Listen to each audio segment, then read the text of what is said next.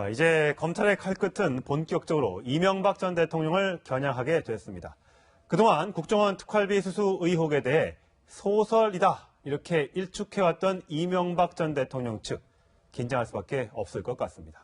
네, 자세한 이야기 강경석 사회부 기자와 얘기 나눠보겠습니다. 네, 안녕하세요. 어서 오세요. 네, 오늘 새벽에 김백준 전 기획관이 구속됐습니다. MB의 집사라고 불려왔죠. 근데 결국에는 이명박 전 대통령을 조여오고 있는 것 같은데 중요한 건 이 전 대통령이 지시를 했느냐 아니냐 이렇게 확인하는 과정이잖아요. 어느 정도 지시를 했는지 좀 확인이 됐습니까? 네, 말씀하신 대로 현재 검찰 조사로 드러난 이 전 대통령의 개입 여부는 특활비를 받으면 문제가 될 수 있다는 보고를 받았다는 겁니다. 네. 바로 이 진술은 김주선 전 국정원 기조실장이 이명박 전 대통령과 독대하는 자리에서 이런 보고를 했다는 겁니다. 그런데 이 전 대통령 측은 이런 독대 자체가 없었다고 주장하고 있습니다. 청와대 시스템상 국정원 기조실장 정도가 대통령이랑 독대를 할 수 있는 구조가 아니라는 겁니다. 자, 국정원 기조실장 정도가 독대할 수 있는 사람이 대통령이 아니다.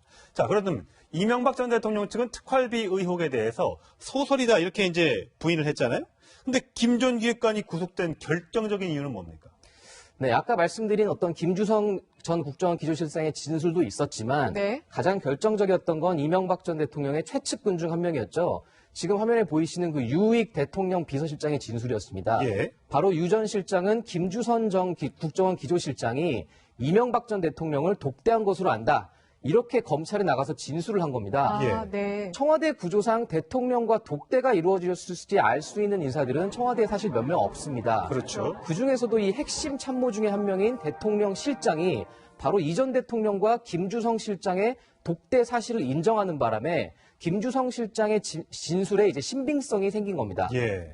결국 법원은 혐의 일체를 모두 부인하고 있던 김백준 전 비서관의 진술을 믿기가 힘들다고 판단한 걸로 보입니다. 예. 그래서 검찰은 김백준 전 비서관이 청와대 기념품으로 쓸 시계나 식기 같은 거를 제작할 돈을 마련하려고 국정원에 특활비를 요구한 게 아니냐. 이렇게 현재까지 파악하고 있는 것으로 전해졌습니다. 네. 그러니까 이제 독대를 했다고 주장하는 사람이 이제 2명이나 나왔기 때문에 무조건 이명박 대통령 측의 주장만 들어줄 수 없던 입장이군요. 그런데 김윤옥 여사를 보좌하던 행정관도 뭐 달러를 환전해서 좀 돈을 받았다 이런 얘기가 나오더라고요. 이거 내막은 좀 어떻게 된 겁니까?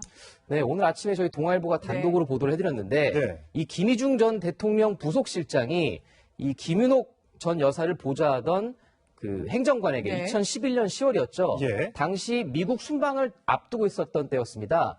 지금 화면에 보이시는 원세훈 국정원장 전 재임 시절인데 네. 김희중 전 실장은 수천만 달러를 환전해서 김윤옥 여사와 이명박 전 대통령 측 그러니까 네. 쉽게 말하면 그렇게 표현할 수 있겠죠. 네. 다만 이 행정관에게 실제로 전달됐는지 여부는 좀 더 검찰 조사가 필요한 상황이긴 합니다. 예. 하지만 이 방미 직전이었던 만큼 검찰은 이 돈이 순방 기간 동안에 혹시 여비로 쓰이지 않았을까 이런 가능성도 배제하지 않고 있습니다. 네. 물론 조사가 조금 더 이루어져 봐야 알겠지만 만약에 이 돈이 실제로 전달이 됐고 이명박 전 대통령도 그 사실을 알고 있었다면 박근혜 전 대통령의 특활비 수수 혐의와 같은 구조로 이명박 전 대통령 역시 뇌물수수 혐의의 공범이 될 가능성까지 지금 제기되고 있습니다. 그 박근혜 전 대통령도 특활비를 뭐 개인적으로 사적으로 이용했다고 해서 지금 검찰 수사를 받고 있고 이제 곧 재판이 시작되지 않습니까? 그럼 이명박 대통령도 여비로 쓰고 개인적 용도로 이제 사용했다 이 부분을 이제 조사하기 위해서 이명박 전 대통령의 직접 소환 조사나 직접 뭐 가서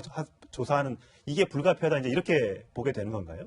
네, 말씀하신 대로 어떤 이명박 전 대통령의 직접 조사가 불가피한 대목이 없지 않아 있는데요. 네. 다만 박근혜 전 대통령 당시와는 달리 이명박 전 대통령 당시에 전달됐던 특활비 규모는 그리 크지 않습니다. 아. 네. 그래서 일단은 현재 이런 참고인들에서 타고 올라간 수사가 김백준 전 비서관이랄지 김희중 전 실장이랄지 이런 핵심 측근들의 진술을 확보를 했고 그렇다면 당연히 이 돈이 이명박 전 대통령에 전달이 됐는지를 확인하기 위해서는 검찰 입장에서는 이명박 전 대통령을 소환하지 않을 수 없게 될 겁니다. 그렇군요. 그렇죠. 아무래도 이제 이명박 전 대통령의 소환이 가까운 게 MB 정부의 인사들이 잇따라 이 전 대통령에게 굉장히 불리한 진술을 했거든요. 특히 류익 전 실장이나 김희중 전 부속실장 같은 경우에. 근데 왜 이렇게 좀 불리한 진술을 한 걸까요?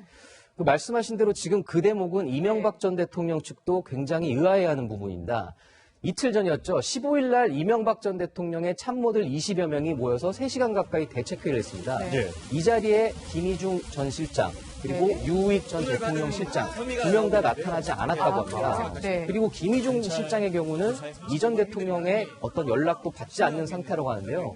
검찰의 어떤 이 특활비 수사와 관련해서 김백준 기획관과 김진모 전 비서관은 검찰이 구속영장을 청구했지만 김희중 전 실장만 유일하게 지금 구속 상태가 아닙니다. 네. 이런 대목만 보더라도 검찰이 김희중 전 실장의 진술을 토대로 수사에 속도를 내고 있는 게 아닌가 이런 어떤 해석이 나오는 대목입니다. 이게 이제 뭐 폴리바게닝 그래서 누군가에게 좀 불리한 증언을 해주면 이 사람 구속시키지 않는 뭐 이런 얘기까지 지금 나오고 있던데 자 이명박 전 대통령을 향한 수사는 이 지금 말씀하신 특활비 수수 논란 외에도 이 다스는 누구 거냐 이제 이게 아직 남아 있지 않습니까?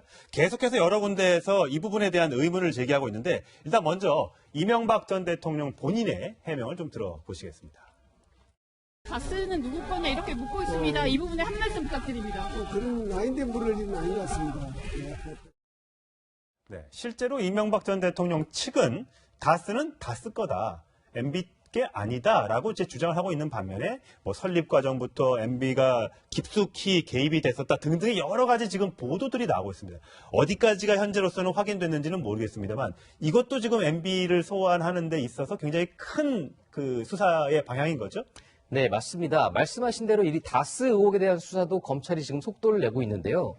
이 다스 의혹 수사는 현재 지금 서울중앙지검과 동부지검 이 두 네. 군데에서 나눠져서 진행 중입니다. 예. 서울중앙지검에서는 이명박 전 대통령이 대통령 시절에 140억 원의 돈을 BBK에서 다스로 회수했을 당시 직권남용을 한 게 아니냐 이런 의혹에 대한 수사가 지금 이루어지고 있는 거고 예. 동부지검에서 이루어지고 있는 수사는 최근에 정호영 전 특검이 기자회견까지 했었죠. 이 120억이라는 다스의 비자금과 이명박 전 대통령과의 연관성이 있느냐 이런 부분을 지금 수사를 하고 있는 건데요. 횡령 사실을 MB가 알고 있었느냐 이거죠. 그렇죠. 여직원의 횡령 사실을. 예. 그래서 지금까지 검찰이 수사한 내용들을 토대로 봤을 때 아무래도 이명박 전 대통령에 대한 직접 수사가 불가피하다. 이런 얘기가 현재까지로서는 검찰 안팎에서 많이 나오고 있는 상황입니다. 예. 네. 일단 이 전 대통령 측은 굉장히 이제 반발을 하고 있는데 저희가 오늘 아침에 이재호 의원에게 좀 이야기를 들어봤습니다. 특히 어떤 부분에서 좀 반발을 하고 있는지 직접 한번 확인해 보시겠습니다. 참는 것도 한계가 있는 거지. 그렇게 해서 어느 한쪽에서 입을 열기 시작하면 이게 정치판이 진흙탕이 되죠. 진흙탕이 되면 문재인 정권은 이 진흙탕에 빠지는 거고 결국은 이명박 정권과 노무현 정권, 김대중 정권이 싸움이 되는 거죠. 그러니 이 정도에서 정도를 걷고 그런 비상식적인 정치 보복을 중단하는 게 옳다. 나는 그래 봅니다. 비상식적인 정치 보복이다. 결국 이명박 정권 대 문재인 정권 혹은 노무현 정권의 싸움이 될 것이다. 이렇게 얘기하고 있는데 오늘 이 전 대통령 측도 아침에 긴급 회의를 열었다면서요.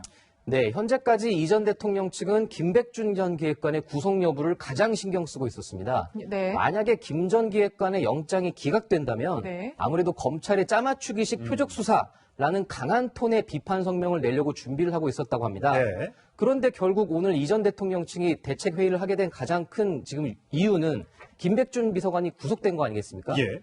구속이 되다 보니까 현재까지는 이게 허무맹랑한 얘기다. 네. 혐의를 덮어 씌우고 조작하고 있다.